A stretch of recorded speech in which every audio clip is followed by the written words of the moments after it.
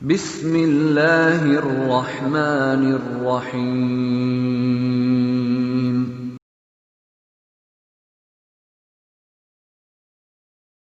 میرے انتہائی معزز واجب الاحترام سامعین کرام،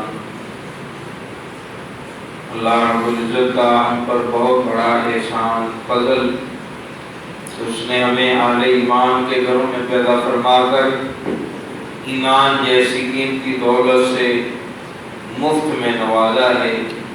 ہماری اس پر کوئی محنت نہیں، کوئی طلب نہیں، کوئی چاہت نہیں، اور اس کے بغیر اللہ رب العزت نے ہمیں اپنی خصوصی کرم سے نوازتے ہوئے ایمان والوں کے گھروں میں پیدا فرما کر دولت ایمان سے ہمیں مالا مال فرما دیا۔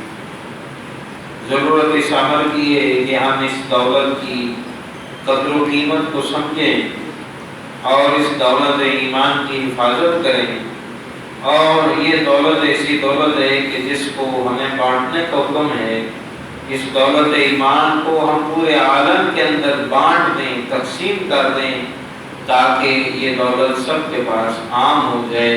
اور اس دولت کی یہ خاص خصوصیت بھی ہے کہ یہ تقسیم کرنے سے بڑھتی ہے، کم نہیں ہوتی۔ دنیا کا دیگر مال و زر اگر بانٹا جائے، دیا جائے تو کم ہو جاتا ہے۔ ہر آدمی کو چاہے کتنا ہی مالدار کیوں نہ ہو، اس کو خرچ کرتے ہوئے یہ ضرور ایک کھٹکا رہتا ہے کہ میں خرچ کر ڈالوں گا تو یہ کم ہو جائے گا، تھوڑا ہو جائے گا، مجھے بوقت ضرورت پہ شاید دستیاب نہیں ہو سکے گا، تو اس کا ڈر ہر آدمی کو رہتا ہے۔ لیکن یہ دولت ایمان اور دولت قرآن اور علم کی دولت، یہ دولتیں ایسی دولتیں ہیں جو روحانی دولتیں ہیں، جن کو جتنا زیادہ بانٹا اور تقسیم کیا جاتا ہے اتنا ہی زیادہ یہ دولت اور مفید ہوتی جاتی ہے اور بڑھتی چلی جاتی ہے۔ تو اللہ رب العزت نے ہمارے اوپر بہت بڑا احسان کیا کہ ہمیں دولت ایمان سے نوازا ہے۔ اور یہ دولت ایمان کیا چیز ہے، اس کا کیا ہماری عام زندگی کے اندر، ہماری پریکٹیکل زندگی کے اندر بھی اس کا ہمیں فائدہ یا نہیں، اس کے بے شمار فائدے۔ اور یہ بات سب ان سے تعلق رکھتی ہے کہ ایک انسان جس کے پاس ایمان ہے اور ایک وہ انسان جس کے پاس ایمان نہیں ہے، دونوں کی زندگی میں زمین و آسمان کا فرق ہے۔ دونوں کے نظریات میں، سوچ میں، رہن سہن میں اور پھر نتائج میں زمین و آسمان کا فرق ہے۔ ہم لوگ آج اس دنیا کے اندر زندگی بسر کر رہے ہیں، یہ زندگی تو ہماری ایک تجارتی زندگی بن گئی، اور ہم نے ایک ہی زندگی کا پہلو لے لیا کہ مال کیسے کمایا جائے، کیسے کھایا جائے۔ ہمارے حضرت استاد محترم حضرت مولانا صوفی محمد اکرم صاحب دامت برکاتہ العالیہ فرمایا کرتے ہیں کہ آج کی اکثریت انسانوں کی زندگی کے بارے میں میرا تجزیہ یہ ہے کہ صرف دو چیزیں رہ گئیں، kitchen washroom, kitchen washroom. پیٹ کیسے بھرنا ہے اور پھر اس کو خارج کرنے کے لیے کیا کرنا، بس یہ اس کے گرد، اور ساتھ ہی دوسری چیز شہواتی اور خواہشاتی انسان کی جو ضروریات ہیں، بس انسان اس کے پیچھے پھر رہا ہے۔ ساری دوڑ دھوپ اسی بات پہ ہو رہی ہے کہ کھانا کیسے ہے، کمانا کیسے ہے، اور اس کے بعد پھر خواہشات کیسے پوری کرنی۔ یہ باتیں تو جانوروں کو بھی حاصل ہیں۔ اگر انسان کی سوچ بھی صرف اسی حد تک ہے کہ کھانا اور خواہشات کو پورا کرنا، تو یہ چیز تو جانوروں کو بھی حاصل تھی، پھر اللہ رب العزت نے انسان کو اشرف المخلوقات کیوں بنایا؟ انسان کی اگر فضیلت، اشرفیت کی بنیاد کھانے پینے پر تھی، بچے جلنے پر تھی، تو پھر جو چیز اس میں انسان سے بڑھ کر یہ کارکردگی دکھائے، جس کے پاس انسان سے زیادہ بہتر اس کے بارے میں ریکارڈ موجود ہو، تو پھر ہمیں یہ تمغہ امتیاز یعنی اشرف ہونا، سب سے بہترین ہونا، اس کو یہ میڈل دینا چاہیے، اس کو یہ ہمیں پریفر کرنا چاہیے کہ اس کے اندر یہ خصوصیت ہم سے زیادہ ہے۔ اگر وہ ہم سے کھاتے بھی زیادہ ہیں، کھانا کھانے کا مقابلہ ہو، تو پھر بھینس ہم سے جیت جائے گی، وہ ہم سے زیادہ چارہ کھا لیتی ہے، ہم سے زیادہ مقدار میں کھاتی ہے۔ بچے جننے کی بات ہو تو ہم سے تو مرغی کے بچے زیادہ ہو جاتے ہیں۔ مرغی ایک ہی دفعہ اتنے بچے دے دیتی ہے کہ انسان کی ساری زندگی میں نہیں ہوتی. اگر ہم سے بچوں کا مقابلہ ہو تو مرغی جیت جائے, کتیا جیت جائے. اس لیے یہ چیزیں معیار نہیں ہیں. ہم اس بات کو سمجھیں کہ ہماری زندگی کا مقصد کیا ہے, ہم دنیا میں کس لیے آئے ہیں, اور ہم دنیا میں آ کر وہ کام کر رہے ہیں یا نہیں جس کے لیے ہمیں دنیا میں بھیجا گیا. جو ہمارا مقصد ہے, آج ہم اس سے بہت دور چلے گئے اور ہم نے جن ضروریات کو, جن وقتی چیزوں کو اپنا مقصد بنا لیا ہے, دراصل وہ ہماری وقتی ضرورت ہے. اور وہ ضرورت کسی کی بہت اعلیٰ درجے میں پوری ہوتی ہے, کسی کی ادنا درجے میں ہوتی ہے, کسی کی بہت ہی زیادہ ادنا درجے میں ضرورت پوری ہوتی ہے. کھانے کی ضرورت, پینے کی ضرورت, لباس کی ضرورت, مکان کی ضرورت, یہ ہماری ضروریات ہیں. ان سے ہر انسان کا واسطہ ہے. انبیاء بھی اس سے مستغنی نہیں ہیں, اولیاء بھی اس سے مستغنی نہیں ہیں. ان کو بھی کھانے کی حاجت تھی, ان کو پینے کی حاجت تھی, ان کو پہننے کے لیے لباس کی ضرورت تھی, ان کو رہنے کے لیے مکان کی ضرورت تھی. وہ ان تمام چیزوں کو استعمال کر گئے اور ہم لوگ بھی یہ چیزیں استعمال کر رہے ہیں. پھر ان میں اور ہمارے درمیان میں فرق کیا ہے؟ حضرت حکیم علومت مولانا اشرف علی تھانوی رحمہ اللہ اپنے ملفوظات میں فرماتے ہیں کہ اولیاء اللہ انبیاء میں اور عام انسان میں فرق یہ ہے کہ انبیاء اور اولیاء کے اوپر اپنے مقصد حیات غالب رہتا ہے, ضروریات زندگی کی خواہش معلوم اور مغلوب رہتی ہے. خواہشات ان میں بھی ہوتی ہیں لیکن مغلوب ہیں, مقصد حیات غالب ہے. اور عام انسانوں میں کیا ہے کہ ان کے اندر اپنی شہوتیں اور خواہشیں غالب ہوتی ہیں اور مقصد حیات مغلوب ہوتا ہے. اس کو یوں سمجھ لیں کہ ایک ہے دین کو اور دین کے تقاضوں کو مقدم رکھنا, اور ایک ہے دنیا اور دنیا کے تقاضوں کو مقدم رکھنا. تو انبیاء بھی دنیا کے تقاضے پورے کرتے ہیں, وہ بھی نکاح کرتے ہیں, ان کے بھی بچے ہوتے ہیں, ان کی بھی شادیاں ہوتی ہیں, ان کے بھی گھر ہوتے ہیں, وہ بھی لباس رکھتے ہیں, وہ بھی جوتا پہنتے ہیں. لیکن ان تمام چیزوں کے استعمال میں وہ اعتدال پر چلتے ہوئے سب سے پہلے تو اس بات کو دیکھتے ہیں کہ ہمارے رب نے ان چیزوں کے استعمال کرنے میں ہمارے لیے کیا قانون بنایا, ہمارے لیے ان میں سے کون سی چیزیں جائز ہیں, کون سی ناجائز ہیں, کون سی حلال ہیں, کون سی حرام. مثال کے طور پر لباس میں سے مردوں کے لیے اللہ تعالیٰ نے ریشم کو حرام قرار دیا. ریشم انتہائی قیمتی لباس ہے لیکن عورتیں پہن سکتی ہیں. مرد اس کا استعمال جو خالص ریشم ہے, جس کا دانا دانا مکمل ریشم کا ہو, ایسا لباس پہننا مردوں کے لیے حرام اور ناجائز. اب دیکھیے شریعت نے اجازت نہیں دی کہ ریشم کا لباس پہنے. لباس تو پہن سکتے ہیں لیکن ریشم مرد نہیں پہن سکتے. اور اسی طرح زیورات میں سونا مرد استعمال نہیں کر سکتے, عورتیں استعمال کر سکتے. تو انبیاء سب سے پہلی یہ تعلیم دیتے ہیں کہ آپ کی جو بھی اشیاء خوردنی ہوں, استعمال والی ہوں, کھانے پینے کی اشیاء ہوں, استعمال کی چیزیں ہوں, ان میں سب سے پہلی حد تو یہ دیکھو کہ اس میں سے ہمارے لیے جائز کیا اور ناجائز کیا, حلال کیا اور حرام کیا. پھر اس کے بعد جب ایک چیز حلال بھی ہو جائے, متعین ہو گیا کہ یہ کام حلال ہے, مباح ہے, لیکن پھر اس کے مختلف درجے ہیں. ایک ہے آپ اس حلال اور جائز چیز کو درمیانے اور اعتدال کے درجے میں پورا کر رہے ہیں, اور دوسرا یہ ہے کہ اس میں تکلف کر کے, اس میں مہنگے سے مہنگا, اس میں اچھے سے اچھا, قیمتی سے قیمتی چیز استعمال. تو انبیاء کرام علیہ السلام کا وتیرہ طریقہ یہ رہا ہے کہ وہ حضرات دنیا کی اشیاء میں اعتدال پر, بلکہ اعتدال سے بھی کم حیثیت پر چلتے. البتہ جواز کو بتانے کے لیے مہنگی اور قیمتی چیزیں بھی استعمال فرما لیتے, دوسروں کو بتانے کے لیے کہ اس طرح بھی جائز ہے.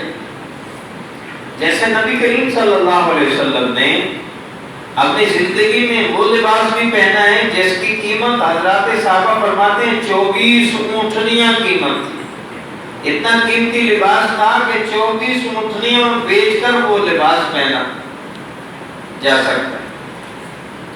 اور آپ علیہ السلام نے تحفے تحائف کے طور پر وقت کے بادشاہ دمت الجندل کے بادشاہ کو ایک تحفہ اور ہدیے کے طور پر جب لباس بھیجا تو اس کی قیمت 36 اونٹ تھی. اتنا قیمتی لباس آپ نے تحفے میں دے دیا. تو آپ علیہ السلام نے اتنا قیمتی لباس کیوں پہنا جبکہ آپ کا معمول تو سادگی کا تھا؟ آپ نے تو تعلیم انتہائی سادگی کی دی ہے بتانے کے لیے کہ اتنا قیمتی لباس پہننا بھی جائز ہے. اور دوسری بات کہ امت کے وہ لوگ جو اتنے زیادہ مالدار ہوں کہ وہ اتنا قیمتی لباس پہننا چاہیں تو ان کے لیے بھی نبی کی سنت موجود ہو، وہ بھی نبی صلی اللہ علیہ وسلم کی سنت کے اوپر عمل پیرا ہو سکے. اور بعض صحابہ رضوان اللہ علیہ مجمعین نے جمعے کے لیے خاص لباس تیار کیا ہوا تھا. حضرت تمیم داری رضی اللہ عنہ کے بارے میں حدیث میں آتا ہے کہ ان کے پاس جو لباس تھا جو صرف جمعے کے جمعے پہنا کرتے تھے وہ 400 درہم کا. 400 درہم 400 درہم آج کل کے اعتبار سے آپ کہہ رہے ہیں کہ لاکھ روپے کا جوڑا بن جائے. اتنا قیمتی لباس لیکن صرف جمعے کے لیے رکھا تھا، جمعے میں پہن کے جانا. بس عام لوگوں میں پہن کر پھرنا ہے، اپنا تکبر اور بڑائی ظاہر کرنا نہیں. بس اللہ تعالیٰ کے دربار میں حاضری کے لیے یہ اپنی اپنی سوچ ہوتی. ان کا یہ ایک ذہن کا خیال یہ تھا کہ جب میں اللہ کے حضور اللہ کے دربار میں حاضر ہوں تو اچھا اور قیمتی لباس پہن کے جاؤں، اللہ کے دربار میں جا رہا ہوں. ہمارا رویہ اس سے مختلف ہے. ہم دنیا کی جگہوں پہ جاتے ہیں، دنیا کی مجالس میں جاتے ہیں، قیمتی اور عمدہ لباس پہن کے جاتے ہیں، اور انسانوں میں سے کسی بڑے وڈیرے چودھری، کسی صدر، وزیر اعظم، کسی عہدیدار کے پاس جانا ہو تو ذرا اچھا لباس پہن کے جاتا ہے، اچھی گاڑی میں جاتا ہے. جب اللہ کے دربار میں حاضری ہو تو کہتے ہیں جیسا کیسا بھی ہے، رات والا لباس اٹھا تو چلو پاک تو ہے ہی، چلو اسی میں جا کے، اسی دھوتی میں جا کے نماز پڑھاتے ہیں، اسی ٹروزر میں جا کے نماز پڑھاتے ہیں، وہی ہاف باز پہنے میں اسی میں آ جاتے ہیں. وہ لباس پہن کے دفتر میں جانے کو تیار نہیں ہے، وہ لباس پہن کے کسی شادی بیاہ میں جانے کو تیار نہیں ہے، وہ لباس پہن کے عام بازار میں گھومنے کو تیار نہیں ہے. لیکن اللہ کے دربار میں ایسا گھٹیا لباس پہن کے آ جاتا ہے. یہ بہت بڑی ناقدری ہے. اللہ کے دربار کی بہت بڑی ناقدری ہے کہ اللہ کے حضور میں حاضری کے وقت ناداب کا خیال نہ کیا.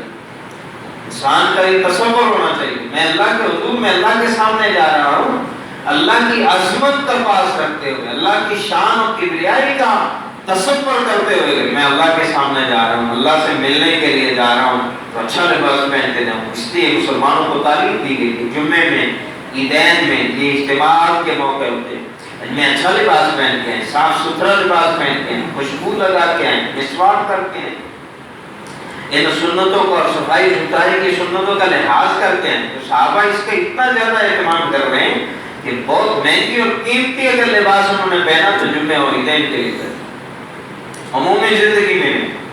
تو بتانا مقصود تھا کہ یہ جائز ہے، حلال ہے اس لیے. لیکن باقی معمول کیا تھا؟ آپ صلی اللہ علیہ وسلم کے لباس میں ایسا بھی ہوتا تھا کہ پیبند لگے ہوتے تھے. آپ کے صحابہ کے لباس میں پیبند لگے ہوتے تھے. پیبند والا لباس پہننے میں بھی کوئی توہین محسوس نہیں کی. آج ہمارے لیے بات مشکل ہو گئی کہ پیبند لگا کپڑا پہن کے کہیں جائیں، کسی اچھی سوسائٹی میں، کسی مجلس میں، کسی ملنے والے سے ملنے کے لیے جائیں، پیبند والا کپڑا پہنا ہو تو آج ہمیں سمجھا جائے گا بڑا معیوب ہے، لگتا ہے بیچارہ غریب ہے، فقیر ہے، اس کے پاس کچھ ہے ہی نہیں جو ایسے کپڑے پہنے ہوں. تو ہمیں اس بات سے بچنے کے لیے کہ سوال پیدا نہ ہو، یہ نہ ہو کہ مانگنے کے لیے ایسے لباس پہن دیا کہ تاکہ میرا تعاون کرو، میری مدد کرو، یہ نہ سمجھ لیا جائے. اس لیے موجودہ زمانے میں کہا جاتا ہے کہ چلو ایسا لباس نہ پہنے کہ پیبند لگے ہوئے ہوں اور لوگ آپ کو زکات دینے پہ آمادہ ہو جائیں، لوگ آپ کو صدقات دینا شروع ہو جائیں کہ بیچارے کے پاس ہے ہی کچھ نہیں. تو اپنی ظاہری مدد ٹھیک ہے، ٹھیک رکھنے میں بھی کوئی حرج نہیں، لیکن اس کو اپنی توہین سمجھنا کہ میں ایسا لباس پہنوں یہ تو میری توہین ہے، اس میں میری انسلٹ ہے، یہ غلط ہے. یہ تکبر پر مبنی ہوتا ہے. آدمی کے اندر یہ تفاخر نہ ہو، یہ فخر نہ ہو، یہ غرور نہ ہو، یہ گھمنڈ نہ ہو کہ یہ لباس پہننا میری توہین ہے. ایسا بے قیمت لباس 400-500 کا جوڑا پہن گے، لوگ کیا کہیں گے، اس کے پاس ہے ہی کچھ نہیں. میں تو اتنا کھاتا پیتا ہوں، مجھے تو کم سے کم 5,000 10,000 کا جوڑا پہننا چاہیے. تو یہ جو تفاخر ہے یہ منع ہے. یاد رکھیے دنیا کے اعتبار سے حضرات انبیاء نے بھی دنیا گزاری ہے اور انہوں نے بھی دنیا کے سارے کام کیے اور دنیا کے اندر وہ بھی رہے بسے، لیکن دنیا کی چیزوں کو اپنے دلوں میں جگہ نہیں دی اور دنیا کی چیزوں میں اعتدال پر عمل کیا ہے. نبی کریم صلی اللہ علیہ وسلم کے جو حجرات تھے، جن کا ذکر سورہ حجرات میں آتا ہے کہ آپ علیہ السلام نے اپنی ازواج مطہرات کے لیے چھوٹے چھوٹے حجرے بنا کر دیے، ہر بیوی کا علیحدہ حجرہ اور گھر تھا، اور ان حجرات کی پرورش کرنے والوں نے بتایا کہ ان کی جو کل اگر پرورش کی جائے تو وہ ایک مرلے سے زیادہ نہیں تھے، ایک ایک حجرہ ایک مرلے سے زیادہ نہیں تھا، بس اتنے مقدار میں آپ نے سب بیویوں کو گھر بنا کے دی. حالانکہ آپ علیہ السلام چاہتے تو بہترین محل تیار کر کے ہر بیوی کو بہترین محل دے سکتے تھے. آپ کو اللہ نے بعض موقعوں پر اتنے مال سے نوازا ہے کہ آپ نے ایک ایک آدمی کو 100 اونٹ ہدیے اور تحفے میں دے دیے. اور 100 اونٹ کا مطلب کیا ہے؟ آج کے دور میں اگر آپ اونٹ کی کم از کم قیمت 1,00,000 بھی لگائیں تو 100 اونٹ کا مطلب 1 کروڑ ہے. اور 1 کروڑ کسی کو ہدیہ تحفے میں دے دینا، یہ کوئی معمولیات میں اتنا بڑا تحفہ دے سکتا ہے؟ اور ایک شخص کو آپ علیہ السلام نے ایک پورا ریوڑ دیا بکریوں کا، جس میں اچھی خاصی تعداد میں بکریاں تھی، سینکڑوں کی تعداد میں بکریاں تھی. کہا جاتا ہے کہ وادی بھری ہوئی، یعنی 2 پہاڑوں کے درمیان میں خلا بکریوں سے بھرا ہوا تھا، اور نے ایک ہی شخص کو دے دیا، چلو یہ ساری بکریاں تم لے جاؤ. اتنا مال بھی تھا. اور پھر آپ علیہ السلام نے فقر کو اور اپنی فقیری کو اپنے لیے خود پسند کیا اور مانگا اللہ سے، اللہم احیینی فقیرا واحشرنی فقیرا واحشرنی فی زمرۃ المساکین. آپ علیہ السلام نے فرمایا یا اللہ مجھے زندگی مسکینوں والی دے، میں مسکین بن کے زندہ رہنا چاہتا ہوں، مجھے مسکینی کی موت دینا، اور جب مجھے محشر میں اٹھایا جائے تو مجھے مسکینوں کے ساتھ اٹھایا جائے، غریبوں کے ساتھ اٹھایا جائے، جن کے بارے میں آقا جو جان صلی اللہ علیہ وسلم نے فرمایا تھا کہ مسکین اور غریب لوگ جو صاحب نصاب بھی نہیں بنتے وہ غریب و مسکین سمجھے جاتے ہیں. فرمایا وہ عام مالدار جنتیوں سے 500 سال پہلے جنت میں چلے گئے، اور مالدار لوگ اپنے مال کا حساب دیتے رہے، کیونکہ مال ہے تو پھر مال کے کچھ فائدے ہیں تو نقصان بھی ہے، کہیں غربت بھی کام آ جاتی. ایک دفعہ ایک گاؤں میں سیلاب آیا اور وہاں رہنے والا ایک مراسی تھا جس بیچارے کا کوئی گھر بھی نہیں تھا، بس ایک چھپڑ سا تھا، اس کے نیچے پڑا رہتا، کبھی کہیں کبھی کسی سے مانگ کے کھا لیا. تو جب سیلاب آیا تو سارے لوگ اپنے اپنے سامان اٹھا رہے ہیں، چیزیں اکٹھی کر رہے ہیں، اور وہ بڑے موج سے اپنی چادر کندھے پہ رکھی ہے اور جناب ایک جگہ پہ اونچی جگہ پہ لیٹا اور یہ سارا منظر دیکھ رہا ہے، اور لوگ اس کو کہہ رہے ہیں، لوگ پریشان ہے، تو ہنس رہا ہے. تو وہ مراسی کہنے لگا آج جیتے غربت دی چاس آئی، آج جیتے غربت دی چاس آئی ہے، لوگ اپنے اپنے سامانوں کی فکر میں ہیں، ہمارے پاس ہے ہی کچھ نہیں، آج جیتے چاس آئی ہے کہ آج سامان کوئی نہیں سمیٹنا، جب بھی جانا پڑا بس اٹھائیں گے اپنی چادر کندھے پہ رکھیں گے اور چل دیں گے. چلو آج ہی تو مزہ آیا غربت کہ لوگ اپنی مالداری کی وجہ سے اپنے سامان سمیٹ رہے ہیں اور ہمارے پاس کچھ مال ہے ہی نہیں، ہم ایسے ہی چلے جائیں. تو اسی طرح آج دنیا میں تم چاہتے ہیں سب سے مالدار ہم ہی ہوں، لیکن جب آخرت میں اللہ کے سامنے حساب دینا پڑے گا نا مال کا، ایک ایک روپے کا حساب دینا پڑے گا، کمایا کہاں سے تھا، لگایا کہاں پہ تھا، جائز طریقے سے کمایا ناجائز طریقے سے، حلال طریقے سے کمایا حرام طریقے سے، پھر لگایا حلال جگہ پہ لگایا نا حرام جگہ پہ لگایا، مال آیا کہاں گیا کہاں. جب اس کا حساب دینا پڑے گا تو پھر چاہیے کاش ہمارے پاس پیسہ ہوتا ہی نہ، کاش ہم دنیا کے سب سے مسکین آدمی ہوتے اور آج یہاں حساب کتاب دیے بغیر سیدھے جنت میں چلے. تو اس لیے اللہ رب العزت نے مختلف دنیا کے اندر یہ حساب رکھا ہے، کسی کو مالدار بنایا، کسی کو فقیر بنایا، تو ہر ایک کا کہ اپنے اپنی ایک طرز ہے، ایک موقع پہ ایک چیز فائدہ مند ہے، دوسرے موقع پر دوسری چیز فائدہ مند ہو جاتی ہے۔ تو اللہ کے نبی صلی اللہ علیہ وسلم کو اللہ تعالیٰ نے یہ اختیار دیا تھا کہ آپ چاہیں تو آپ کے لیے سونے کے محل بھی بنائے جا سکتے، آپ اگر دعا مانگے تو آپ کے لیے پہاڑوں کو سونا بنا دیا، لیکن آپ علیہ السلام نے فرمایا کہ نہیں، مجھے مالداری نہیں چاہیے، مجھے فقر چاہیے، مجھے مسکینی چاہیے، اور دعا مانگی یا اللہ میرا دل یہ چاہتا ہے کہ میں ایک دن پیٹ بھر کے کھاؤں تاکہ تیرا شکر ادا کروں، اور دوسرے دن میں بھوکا رہوں تاکہ تجھ سے مانگا کروں۔ ایک دن پیٹ بھر کے کھاؤں شکر ادا کرنے کے کہ مجھے شکر کا بھی موقع ملے، اور ایک دن میں بھوکا رہوں تاکہ میں صبر کر سکوں، اور میں صبر کرتے ہوئے یا اللہ تجھ سے مانگ سکوں۔ اگر ایک آدمی کو اللہ نے اتنا دیا ہے، اس کو ضرورت ہی کوئی نہیں، تو مانگے گا ہی۔ اور یہ جو اللہ سے مانگنا ہے یہ بہت بڑی دولت ہے۔ ایک آدمی کے پاس ایک چیز ایک وقت میں نہیں ہے اور اس کو اس کا شدید تقاضا ہے، شدید اس کی ضرورت ہے، اس شدید تقاضے سے مجبور ہو کے جب وہ رب سے مانگتا ہے نا، اس سے اس کا جو رب سے تعلق بڑھتا ہے، اللہ سے ایک خاص قرب بڑھ جاتا ہے۔ اللہ کو یہ اتنا محبوب ہے بندے کا مانگنا کہ فرمایا اگر دنیا کے تمام لوگوں کی تمام ضرورتیں پوری ہو جائیں اور سارے لوگ مجھ سے مانگنے سے بے نیاز ہو جائیں، تو پھر میں ایک ایسی نئی مخلوق پیدا کروں گا جن کو کوئی حاجت و ضرورت ہو اور وہ اپنی ضرورتوں میں مجھے پکاریں۔ اللہ فرماتے ہیں مجھے مانگنا اتنا پسند ہے کہ اگر پوری دنیا والے مانگنے والے بے نیاز مجھ سے ہو جائیں تو میں صرف ان مانگنے والوں کے مانگنے کے لیے ایک نئی مخلوق پیدا کر دوں گا تاکہ وہ مجھ سے مانگیں، اور ان کے مانگنے سے جو مجھے ایک ان سے راحت حاصل ہوتی ہے، محبت ہے مجھے مانگنے والوں کے مانگنے سے۔ من لم یسأل اللہ یغضب علیہ او کما قال علیہ السلام۔ نبی کریم صلی اللہ علیہ وسلم ارشاد فرما رہے ہیں کہ جو اللہ سے نہیں مانگتا اللہ تعالیٰ اس پہ ناراض ہوتے ہیں، غصے ہوتے ہیں۔ اللہ کو اس بندے پہ غصہ آتا ہے جس سے مانگتا ہے۔ مانگنے کا دروازہ ایسا عجیب ہے اللہ کے ہاں۔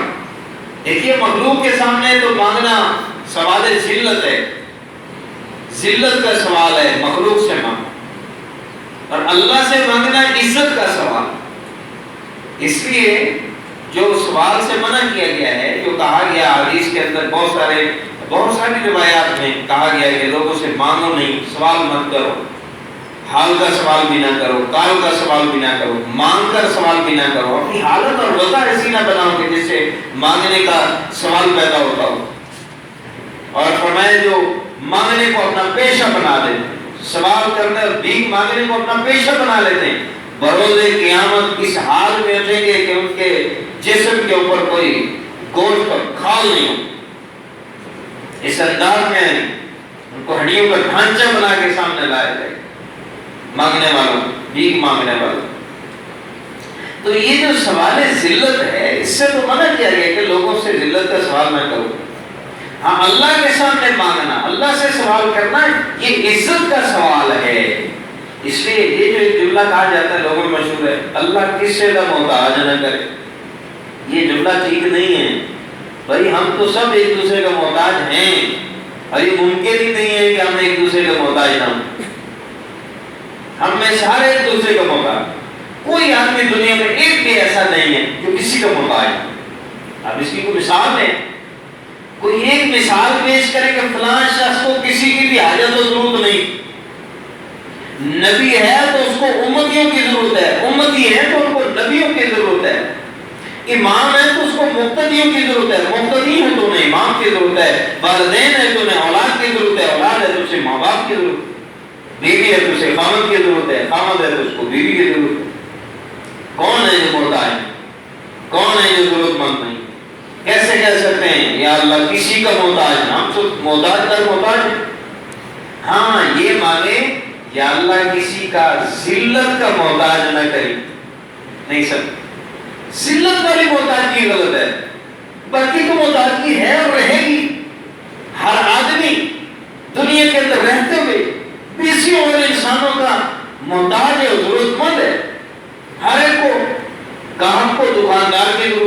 دکاندار کو گاہک کی ضرورت, چیزیں بنانے والے کو مارکیٹ کی ضرورت ہے, وہ اپنی چیزیں بنا کے کہاں بیچے, اگر اس کا لینے والا ہی کوئی نہ تو چیزیں بنا کے کیا کرے گا, کچھ بھی نہیں. بنانے والے کو گاہکوں کی ضرورت ہے, گاہکوں کو ان چیزوں کی ضرورت ہے, سائنسدانوں کو ضرورت ہے کہ وہ سائنس کے ذریعے ایجادات کریں, لیکن ایجادات کو آگے لینے والے بھی تو ہوں, وہ لینے والوں کا محتاج ہے, وہ ان کا ضرورت مند ہے. ہر آدمی دوسرے کے ساتھ اپنی ضرورتوں میں جڑا ہوا ہے. اللہ نے سب کو محتاج بنایا دنیا کے اندر, صرف ایک اللہ کی ذات ہے جو بے نیاز ہے, جو کسی کی محتاج نہیں, باقی سب انسان محتاج. ہاں محتاجگی کے دو درجے ہیں, ایک عزت کی محتاجگی ہے, ایک ذلت کی محتاجگی ہے. عزت کے محتاج رہیں, ذلت کے محتاج نہ بنیں. یا اللہ ذلت کی محتاجگی سے بچانا. ذلت کی محتاجگی اپنوں کی بھی ہو سکتی ہے اور ذلت کی محتاجگی بڑوں کی بھی ہو سکتی ہے. ماں باپ کبھی اولاد کے محتاج ہو جاتے ہیں, ماں باپ کبھی کبھی اپنی اولاد کے محتاج ہو جاتے ہیں. اس محتاجگی میں بھی ایک عزت کی محتاجگی ہے, ایک ذلت کی محتاجگی ہے. اور والدین وہ بھی چاہتے ہیں یا اللہ ہمیں اپنی اولاد کا بھی محتاج نہ بنانا. کہتے ہیں یا اللہ ہمیں اپنی اولاد کا بھی محتاج نہ بنانا. وہ کون سی محتاجگی کی بات کرتے ہیں, اس سے مراد ہے کہ یا اللہ ہمیں ایسا محتاج نہ بنانا کہ ہم اپنی اولاد کے سامنے بے بس ہو جائیں, ہم اپنی اولاد کے سامنے ذلیل ہو جائیں اور وہ ہمارے ساتھ ذلت والے رویے پہ اتر آئیں. ایسی ذلت والی محتاجگی سے ہمیں بچانا. باقی اولاد کو جو اللہ سے مانگا تھا یا اللہ اولاد دے دے, تو اس میں اتنی بات داخل تھی اولاد اس لیے چاہیے کہ میرا سہارا بنے. جب میں بڑھاپے کی حالت کو پہنچ جاؤں, جب میں بیماری میں ہوں, جب میں تکلیف میں ہوں, جب میں کما نہ سکوں, تو میری اولاد میرا سہارا بنے گی. مجھے اس کی ضرورت ہے, محتاج تو ہیں اس کے, لیکن یا اللہ اولاد ایسی کمبخت نہ ہو جو میرے اوپر سر پہ سوار ہو جائے اور مجھے ذلیل و رسوا کر دے. اگر اس سے کوئی تقاضا و سوال کیا جائے کہ مجھے پیسوں کی ضرورت, ابا تو کی کرنا ہے, تینوں کے لیے لوڑ ہے بات, آگے سے سوال ایسا کریں کہ اسی سے باپ کا دل کلیجہ شک ہو جائے, دل چر جائے کہ میں تمہاری ضرورتیں بچپن سے لے کر اب تک پوری کرتا آیا, میں نے تم سے کبھی نہیں کہا کہ تو کرنا کیے تم لینا کیے. اب جب باپ کی باری آئی اور وہ سوال اس قسم کا کریں, بھائی ہم آپ کو کپڑے بھی لا دیتے, جوتے بھی لا دیتے, کھانا ہم گھر سے لاتے, آپ نے کرنا کیا پیسوں کو. چلو پیسوں کی بے شمار ضرورتیں, اور جب مانگ لیے تو ضرور سے مانگے. جب کہہ دیا کہ مجھے پیسے چاہیے تو پھر کیا مطلب تفتیش کرنا کہ کہاں لگانے, کیا کرنا ہے, کرنا کیا ہے. اولاد کا یہ سوال کرنا ماں باپ کو اندر سے کھا جاتا ہے. تو یہ وہ چیز ہے جس سے کہتے ہیں یا اللہ اپنی اولاد کا بھی محتاج نہ کر. یہ ہے وہ بات جس سے ماں باپ دعائیں مانگتے ہیں کہ اللہ اپنی اولاد کا بھی محتاج نہ کرنا, کہ وہ ہمیں اس درجے میں لے آئیں اور ہمیں وہ بوجھ سمجھنے لگ جائیں اور ہم پر وہ خرچ کر کے اپنا آپ جتلانے لگ جائیں کہ ہم تمہارے اوپر خرچ کرتے ہیں. جیسے کسی بہو نے اپنے ساس سسر سے کہا تھا کہ تم لوگ تو میرے خامد کی کمائی پہ پل رہے ہو. بہو نے کہا,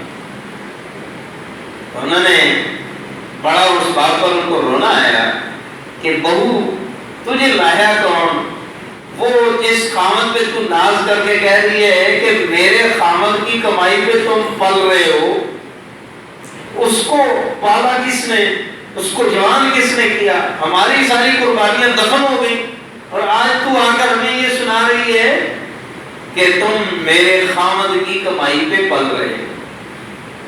یہ معاشرے کے وہ باتیں ہیں جو ہمارے معاشرے کے اندر پھیلی ہوئی ہیں, اور اس میں قصور ہمارا بھی ہے کہ ہم نے آج جس نسل کی ہم نے پرورش کر کے آج جن کو برسر اقتدار, برسر روزگار اور گھروں کے اور فیملیوں کے قابل بنا دیا ہے, ان کی تربیت کا فقدان اتنا ہے کہ وہ ذرا سا بھی پیچھے چل کے سوچنے کو تیار نہیں کہ ہم کیا تھے اور کہاں آگے. اس کو کہتے ہیں جی کنویں کے میڈک. کہا تو جاتا نا کہ مولوی کنویں کے میڈک ہیں, ان کی سوچ ہی کوئی نہیں, ان کو آگے کا پتہ نہیں, ان کو پیچھے کا پتہ. حقیقت میں جتنے کنویں کے مینڈک آج کی نوجوان نسل کی کثرت، اکثریت، بہت تھوڑے لوگ ہیں جو سمجھدار ہیں، جو دانو بینا ہیں، جو ماضی و مستقبل پہ نظر رکھ کے بات کرنے والے. ورنہ اکثریت کا حال یہ ہے کہ وہ اپنی موجودہ جاب کو دیکھ رہے ہیں، اپنی موجودہ پین کو دیکھ رہے ہیں، اپنے موجودہ حالات کو دیکھ رہے ہیں. انہیں پتہ ہی نہیں ہے، انہیں شعور ہی نہیں ہے کہ ہمارے ماں باپ نے کس عالم میں ہمیں پال کے اس جگہ پہ لا کر رکھا. وہ اپنی چند افسری اور چند ٹکوں کو دیکھ کر یوں سمجھنے لگتے ہیں کہ ہم تو پیدائشی طور پہ یہیں بیٹھے ہیں. انہیں اس بات کا احساس ہے. اور میں نے ایک بات پہلے بھی عرض کی تھی، ہمارے اندر بہت سارے ایسے لوگ بھی جو اپنے والدین کے والدین ہونے سے راضی اور خوش نہیں کہ یہ ہمارے میرے ابا بننے کے قابل ہی نہیں تھا، پتہ نہیں اللہ نے اس کو میرا ابا کیسے بنا دیا. ہاں یہ بات میں صاف لفظوں میں کہہ رہا ہوں، کوئی شاید اس طرح صاف لفظوں میں نہ کہہ سکے، لیکن ان کے رویے یہ بتاتے، ان کے حالات یہ بتاتے کہ یوں وہ ظاہر کرنا چاہتے ہیں کہ یہ شخص میرا باپ بن گیا، میں اتنا اعلیٰ درجے کا تھا، میری سوچ، میری تعلیم، میرا علم، میرا عہدہ، میرا پیسہ، میں نے اتنا محنت کر کے یہاں پہنچ گیا ہوں، یہ میرا باپ بننے کے لائق ہی نہیں تھا، میرا باپ کوئی ایسا ویسا ایسا جنٹل مین ہونا چاہیے تھا. جیسے ایک دیہاتی شخص تھا، دھوتی پہننے والا دیہاتی، اس کا بیٹا افسر بن گیا تو اس کو شوق چڑھا کہ میں جا کے اپنے بیٹے کو افسری کی کرسی پہ جا کے دیکھوں. تو وہ چپکے چپکے بیٹے کو بتائے بغیر ایک دن اچانک اس کے دفتر چلا گیا دیکھنے کے لیے. ماں باپ کے بھی عجیب جذبات ہوتے ہیں، اور باپ کو ہی اللہ تعالیٰ نے یہ دنیا کے اندر ایک واحد رشتہ ایسا دیا ہے کہ جو اپنی اولاد کو اپنے سے اوپر دیکھنا چاہتا ہے. ورنہ آپ دنیا میں دیکھ لیں، ہر شخص اپنے دوسروں کو مداح دیکھنا چاہتا ہے، جونیئر دیکھنا چاہتا ہے. کوئی اپنے جونیئر کو سینئر نہیں بنانا چاہتا. اولاد جونیئر ہے، ماں باپ چاہتے ہیں کہ میری اولاد جو میرے سے جونیئر ہے میرے سے سینئر بنے. یہ ماں باپ کا جذبہ ہے، اور کسی کے پاس یہ جذبہ نہیں. تو وہ باپ اپنے جذبات کی تسکین کے لیے اپنی اس محبت میں جا کے کہ میں جا کے دفتر میں دیکھتا ہوں میرا بیٹا کیسے کرسی پہ بیٹھتا ہے، کیسے افسری کرتا ہے، کیا اس کا ٹھاٹ باٹنا دیکھوں تو صحیح، مجھے دیکھ کے مزہ آ جائے. تو وہ چپکے چپکے چلا گیا دفتر میں، اور دفتر میں جا کے جب باپ اپنے بیٹے کو ملا اور بیٹے کو اس کا آنا اچانک اور یوں بغیر بتائے ناگوار گزرا، ابو آپ کو کیا ضرورت تھی، کیوں آ گیا؟ اتنے میں کسی اور نے سنا کہ یہ کیا باتیں ہو رہی ہیں ان کی. اس نے آ کر پوچھا کہ کون ہے بزرگ؟ تو اس نے ان کو علیحدہ سے کہا یہ ہمارے پڑوسی. باپ کو باپ کہنا گوارا نہیں کیا، بلکہ یہ تعارف کرا دیا کہ یہ تو ہمارے پڑوسی ہیں. اور یہ آواز پہنچ گئی باپ کے کانوں میں کہ مجھے باپ نہیں کہہ رہا، پڑوسی کہہ رہا. میرا باپ ہونا اسے پسند نہیں. معاشرے اور سوسائٹی کے سامنے میرے حلیے کے باپ کو یہ رکھ کر اس پہ یہ فخر کر سکے اور مان سے کہہ سکے ہاں میرا باپ دیہاتی اور سادہ ہے، ان پڑھ ہے، اور اس سادہ ان پڑھ دیہاتی کا یہ محنت اور اس کی تربیت ہے کہ جس کے نتیجے میں مجھے ایسا بیٹا. تو اسے فخر کرنا چاہیے، اسے سعادت سمجھنی چاہیے. لیکن وہ اس بات کو بیچارہ دوسرے زاویے سے دیکھ کر کہ اس جیسے شخص کا میں بیٹا ہوں تو میں کیسے تعارف کراؤں کہ یہ دیہاتی سادہ دھوتی پہننے والا، چمڑے کی جوتی پہننے والا، یہ کیسا میرا باپ ہے. اس کو توہین محسوس ہوئی، اس نے کہا پڑوسی ہے. اب باپ کو بھی غصہ آ گیا، اس کا بھی دل پھٹنے والا ہو. اس نے کہا ہاں ہاں میں پڑوسی ہوں، پر تیرا نہیں، تیری ماں کا پڑوسی ہوں. نہیں سر، تیری ماں کا پڑوسی ہوں. شرم نہیں آئی تجھے یہ بات کہتے ہوئے؟ مجھے ابا کہتے ہوئے تجھے شرم آتی ہے؟ یہ بالکل واضح حقیقت ہے کہ میں تیرا باپ ہوں، اور تو اس بات کو جھٹلا رہا ہے. تو کیسے یہاں تک پہنچ گیا؟ تجھے اپنی پچھلی ہسٹری بھول گئی؟ کیسے میں نے تجھے پڑھایا، کیسے میں نے تجھے تعلیم دلوائی، کیسے اپنا پیٹ کاٹ کے میں نے تیرے لیے پیسے جمع کیا اور تجھے یہاں تک افسر پہ بٹھا کے آج میرا مان یہ، میرا شوق یہ، میں تجھے ایک نظر دیکھ لوں تو میرے پیسے پورے ہو گئے. میرا تو ساری محنت کمائی پوری ہو گئی کہ میں نے جس مقام پہ تجھے لانا تھا لا لیا، اس حالت میں دیکھ لوں بس میری تو یہی زندگی کی خوشی تھی، اب میری یہ خوشی پوری ہونے کا وقت ہے، تو تجھے یہی پسند نہیں کہ یہ میرا باپ ہے، یہ کہنا ہے تمہارا حد ہو گئی۔ تو بات یہ عرض کر رہا ہے کہ اولاد کے بھی ہم محتاج ہیں، لیکن محتاجگی ذلت والی نہ ہو، عزت والی ہو، تو پھر کوئی حرج نہیں۔ باپ کے محتاج، والدین کے محتاج، اور اولاد کے محتاج، بیوی بچوں کے محتاج، خاندان کے محتاج، محلے والوں کے محتاج، ملک کے محتاج، اور سیاستدانوں کے محتاج، سیاستدان اپنی عوام کے محتاج، سارے ہی محتاج ہیں۔ محتاجگی ذلت والی بری ہے، اس سے بچیں۔ عزت کے ساتھ ہم ایک دوسرے کے سب محتاج ہیں، محتاج رہنے میں کوئی حرج نہیں۔ ایک ہستی اللہ کی ہے جو کسی کی محتاج، ایک اللہ کی ہستی ہے جو کسی کی محتاج نہیں ہے، وہ ہے اللہ الصمد۔ قرآن میں سورہ اخلاص پڑھیے، اس کی تفسیر میں جائیے، قل هو اللہ احد اللہ الصمد۔ یہ جو لفظ ہے نا الصمد، اس کا اتنا باریک و گہرا معنی ہے کہ اردو زبان کے اندر ایک لفظ اس کا نہیں ہے جس کے ایک لفظ میں اس کا ترجمہ ہو جائے۔ الصمد کا معنی ہے کہ جو کسی کا کسی طرح سے محتاج نہ ہو اور باقی سب ہر طرح سے اس کے محتاج، یہ معنی سمجھ کا۔ اور سمجھ کا یہ ترجمہ ظاہر ہے کہ ایک لفظ سے ادا نہیں ہو سکتا، ایک لفظ سے ادا نہیں ہو سکتا۔ وہ سمجھ ذات اللہ کی ہے، اس اللہ بے نیاز ذات نے ہمیں دنیا میں بھیجا ہے۔ ہم دنیا کے اندر بھیجے گئے ہیں، خود سے آئے ہوئے نہیں، اور بھیجا اس لیے ہے کہ دنیا میں مجھے راضی کر کے آؤ، میری ناراضگی کو دور کر کے آؤ، اور مجھے میری رضا والے کام کر کے دنیا میں آؤ، تاکہ میں تمہیں جنت دے دوں، تمہیں اپنی بخشش کے پروانے دے دوں۔ یہ ہمارا مقصد ہے یار۔ اور یہ کھانا پینا کمانا لباس چیزیں ضرورتیں، یہ ہماری ضرورتیں ہیں، یہ ہمارا مقصد نہیں۔ آج ہم ضرورتوں میں اتنے الجھ کے رہ گئے کہ مقصد نظروں سے اوجھل ہو گیا، جس کی وجہ سے ضرورتوں پر ہماری زندگی کھپ گئی، ضرورتوں پہ ہماری جوانیاں لگ گئی، ضرورتوں پہ ہماری تعلیم لگ گئی، ضرورتوں کو پورا کرنے کے لیے ہمارا سب کچھ لگا ہوا ہے، کنبہ، قبیلہ، خاندان، سارے انسان۔ اور ضرورت ایسی بن گئی کہ ضرورت کے پیچھے ہم سب دوڑ رہے ہیں، اور ضرورت کے لیے محنت کرنے کی ضرورت نہیں۔ آپ کو پیسے مال کے لالچ دینے کے لیے کسی کو فضائل سنانے کی ضرورت نہیں کہ آپ اولاد کو لے کر بیٹھ جائیں اور ان کی تعریف کر رہے ہیں، بیٹا پیسے سے یہ ہوتا ہے، بیٹا پیسے سے یہ ہوتا ہے، اتنا مال کما لو کہ یہ مل جائے گا، اتنا مال کما لو کہ ہو جائے گا۔ یہ فضائل سنانے کی ضرورت نہیں، یہ انسان کی ذات میں خود موجود ہیں۔ یہ لالچ، مال کی اغراض، ضرورتیں، یہ سب انسان کے اندر موجود ہیں۔ ضرورت اس بات کی ہے آنے والی نسلوں کو، ہم سب کو بار بار اس بات کو یاد کرنے کی ضرورت ہے کہ ہم دنیا میں کس مقصد کے لیے، ہمارا مقصد اللہ کو راضی کرنا ہے۔ اور وہ راضی کرنا کیسے حاصل ہوگا؟ نبیوں والی زندگی سے، صحابہ والی زندگی سے، تابعین والی زندگی سے، نیک لوگوں والی زندگی سے۔ ہماری معاشرت، ہمارا رہن سہن، ہمارے معاملات اور پورا دین ایک پوری زندگی کا نمونہ حیات ہے۔ ہماری زندگی عین اسلام بن جائے، اسلام جو تعلیمات دیتا ہے اس کے اندر اپنی زندگی کو ڈھال لیں تو بس دنیا بھی جنت بن جائے گی، آخرت بھی جنت بن جائے گی۔ آج ہماری سب سے بڑی پریشانی یہ ہے کہ ہم نے دین اسلام کا اپنے اوپر لیبل ضرور لگایا ہے، لیکن مسلمانوں والی ساری خصلتیں، سارے اخلاق، ساری معاشرت، سارے معاملات، اس کو ہم نے باہر رکھا، بلکہ ایک حد فاصل قائم کر رکھی ہے کہ دین الگ ہوتا ہے، دنیا الگ ہوتی ہے۔ کچھ وقت دین دار بن کے گزار لو، کچھ وقت دنیا دار بن کے گزار لو۔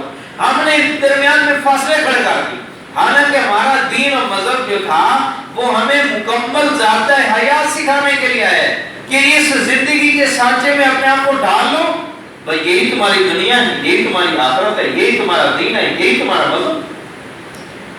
ہم کسی وقت مسلمان بن جاتے ہیں، کسی وقت ہندو بن جاتے ہیں، کسی وقت مسلمان بن جاتے ہیں، کسی وقت یہودی بن جاتے ہیں، کسی وقت مسلمان بن جاتے ہیں، کسی وقت عیسائی بن جاتے ہیں۔ کیسے کہ کچھ تو اسلامی اصول اپنا لیتے ہیں، جہاں اپنی خواہش، اپنی ضرورت نظر آئے کہ یہاں اسلام کے اصولوں کے میں ضرورت ہے تو وہاں مسلمان بن جاتے ہیں، وہاں اسلام کا ڈنکا بجانے لگتے ہیں، اسلام میں سادگی کا حکم ہے، اسلام میں فلاں کی تعلیم ہے۔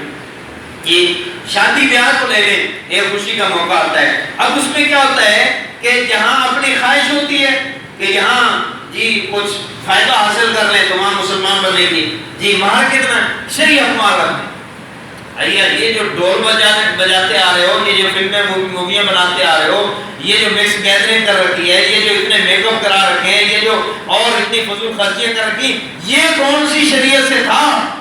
اس وقت ساری شریعت کو عمال کر لی اپنی خواہشوں کے مطابق، اور جب اپنا پیسہ کم کرانا ہے تو کہتے ہیں شریع حکمات رکھتے ہیں، جلدی جلدی نکاح پڑھا دیں جی، جلدی جلدی سے فارغ کریں، بڑا ٹائم ہو گیا، فلاں ہو گیا۔ اچھا پہلے لیٹ کیوں آئے ہو؟ پہلے بارات کیوں لیٹ ہوئی؟ فلاں کیوں لیٹ ہوا؟ نکاح خان کو کہتے ہیں بس جلدی جلدی سائن کرائیں اور جلدی جائیں، بس ہماری جان چھوڑیں۔ نکاح اصل ہے، اس کے لیے سارا معاملہ ہو رہا ہے، اور اس کے لیے کہتے ہیں جلدی جلدی، چاہے جلدی جلدی میں کچھ غلطی ہو جائے، اور جلدی جلدی میں ایسا بھی ہوا ہے بغیر نکاح پڑھائے بارات آئی اور رخصتی کر کے لے گئے، راستے میں جا کے یاد ہے نکاح رہ گیا۔ ہمارا حال یہ جو مقصد ہے اس کو ہم نے پیچھے کر دیا، جو ہمارے دیگر اللہ تلے کام تھے ہم نے مقابلے کر دیا، ہماری زندگی ایسی مصروف ہو کے رہ گئی۔ آج ہم اپنی مقصد حیات کو فراموش کر کے بلا بیٹھے، یہاں تک کہ آپ یہ سوال آپ اکثر سے کریں تمہارا دنیا میں آنے کا مقصد کیا ہے؟ ایجوکیٹڈ لوگوں سے، پڑھے لکھوں سے، M A B A M Phil فلاں ان سے بھی پوچھیں تو بہت سارے لوگوں کو یہ پتہ ہی نہیں ہوگا کہ مقصد ہے کیا، دنیا میں آئے کیوں ہیں، یہ پتہ نہیں۔ اتنی بڑی ہماری غلطی کہ جو ہمارے پیدا ہونے کا مقصد تھا، جو ہمارے بننے کا مقصد کیا ہے، ہر مشین، ہر چیز، ہر دنیا کا ذرہ ذرہ ایک مقصد چیز ہے، اور آج انسان بھی مقصد ہو کے رہ گیا کہ اس کو اپنے مقصد کا پتہ نہیں۔ اللہ تعالیٰ مجھے آپ کو پوری انسانی کو سمجھدار فرمائے۔